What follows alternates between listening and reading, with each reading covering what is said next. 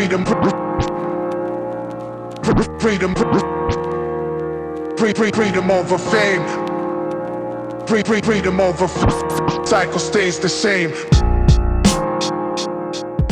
Welcome back to the channel, everyone. So today I got some S13 stuff done, put some S13 stuff on the Cressida, went a little crazy. I'm kind of sick right now, so I'm kind of losing my mind out here, but I got one side of the S13 lower control arm on the Cressida. I'll give you guys some shots here in a sec. That's pretty much what this video is going to be, just going over everything you need to do to get the S13 lower control arm on pretty much any Toyota this era. It'll fit. Celica Supra, Cressidas, 73 and 83. I think even 63, I don't have a lot of knowledge about those though. And probably some Corollas, stuff like that. They're all pretty much the same setup. So let's get straight into it. I'll give you guys some shots, how it is now, and then how it is after I put the S13 lower control arm on it. Freedom over fame, the cycle stays the same. Freedom over fame, freedom over fame, freedom over fame, the cycle stays the same. So first thing first, gotta take the wheel off.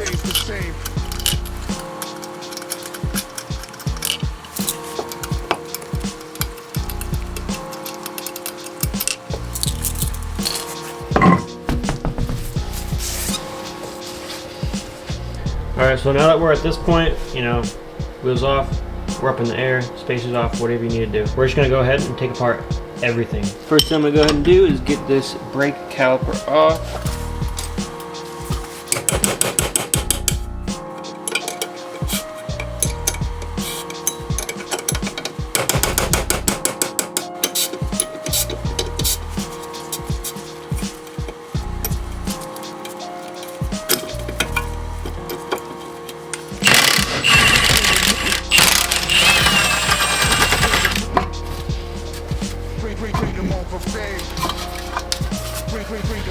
You can get that separated.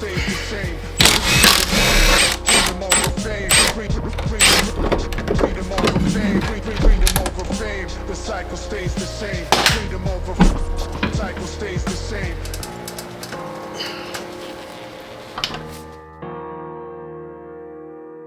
Alright, so this is a lower control arm from a 89 240SX. I'm using all the Cressida stuff, excessive steering arms, RCA, BC coils. So all this stuff up here is still Cressida. Ball joint is for an S13, came on this arm, fits right in there, works perfectly. Only real modifications you're gonna have to do are gonna be this tension rod. That's the original second bolt hole, but the Cressida has a different angle to it. So you're gonna have to drill a hole here, and you're not gonna be able to use a nut on the other side of this. You're gonna just have to use a nut on this one. So that's pretty much it. This one slid in fine, you're gonna have to drill that one out. The sway bar end link lines up fine. I'm using an excessive tie rod extender. You'll need some type of something for that. You're also gonna need to beat the leaves out on the subframe a little bit. Just a couple taps either side, and then you'll be able to slide the lower control arm in there till you can get that bolt through. There's a tie rod extender I'm using. Also, if you're gonna do this, I would recommend not cutting off your bump stops on the lower control arms before you even get them on the car. I made that mistake. Don't do it. Put them on the car, maybe shave some of it off, but don't do it like this. I'm gonna kind of cut the ends off and just weld it a little closer. So one thing I'm gonna try with the S13 lower control arm is moving the top hat on the BC coilovers. One bolt hole that way, because this old piece usually lines up this way, and you can adjust camber this way. I'm trying to turn it this way and test it out to see if I can get some more caster out of it, which I should be able to. So I'm just back to that one hole you're gonna have to drill. The stock arm looks like this, but on the S13 lower control arm, that hole's right here. So you're just gonna have to drill right up here. But I need to go ahead and finish this up and get it on the ground, because I have someone coming over that needs to get into the garage and use the pit. So I'm gonna get this done, and then I'll give you guys some before and after videos of how it looks, because it is gonna look mean. It's gonna have that bulldog stance a little bit. And it's gonna be a lot more angle, I can tell you that. It's already rubbing tires up in the air.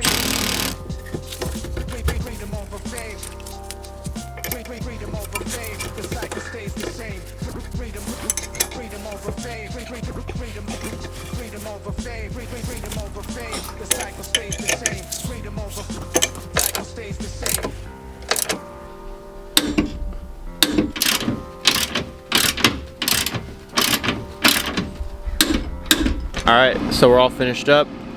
One thing I just wanted to add, make sure you torque those LCA bushings that go to the subframe, the subframe rack. What am I saying? One thing I wanted to add was make sure you torque the LCA bushings that go to the subframe. Once the car is on the ground and you bounce the car a couple times, you don't want to torque them up in the air because it'll twist that bushing once you're actually down and the control arms are at their correct height. Just torque them on the ground.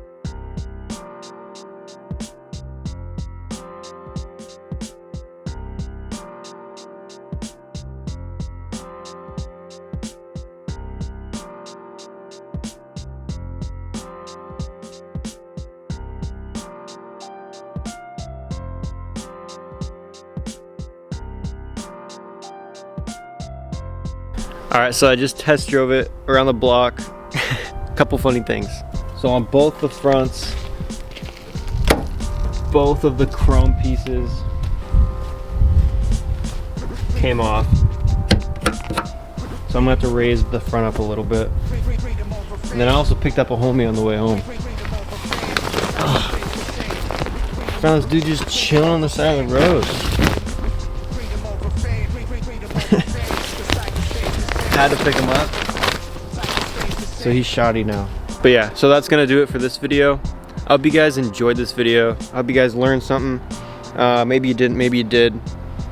Up to you. Maybe you're gonna go put S13 lower control arms on your car and want to watch this before and kind of see what you need to do, see what not to do, like ripping the chrome trim off of your fender wells. Don't do that. This sucks. But yeah. Other than that, if you guys did enjoy, please consider liking, subscribing, commenting down below. It helps more than you know. We're, I think, 6 subscribers away from 200 subscribers. So yeah, subscribe if you want. I don't know, it helps. But other than that, thank you guys. Have a good day. Peace. Freedom over fame.